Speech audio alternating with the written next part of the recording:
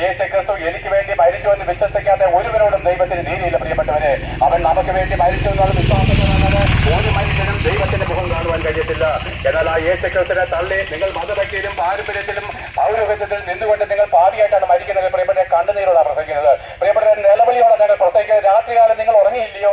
രാത്രികാലം നിങ്ങൾ പലരും കള്ളു കുടിച്ചില്ലയോ? സിനിമ കണ്ടില്ലയോ? T V കണ്ടില്ലയോ?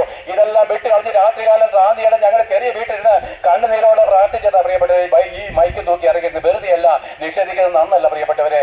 എന്നാൽ നിങ്ങൾ ഈ ക്രിസ്തുവിനെ തള്ളി ഇന്ന് നിങ്ങളുടെ അനുഭവത്തിൽ പാപിയായിട്ട് മതഭക്തിയിലാണ് മരിക്കുന്നെങ്കിൽ കണ്ണുനീരോടെ പറയാം, ഇന്നാണ് യേശു ക്രിസ്തു മടങ്ങി വരുന്നെങ്കിൽ ഇന്നേക്ക് 1000 വർഷത്തേക്ക് ഇന്ന് ലോകം അവസാനിക്കും. എന്റെ പ്രിയപ്പെട്ടവരെ, അന്ന് നിങ്ങൾ എന്റെ പ്രസംഗം കേട്ട നിങ്ങൾ ഓരോരുത്തരും ഇന്ന് പാപിയായിട്ട് മരിക്കുകയാണെങ്കിൽ കല്ലറകളെ വിട്ട് ദഹിപ്പിച്ച താരത്തിൽ ഇതേ രൂപത്തിൽ എഴുന്നേറ്റ് വരും.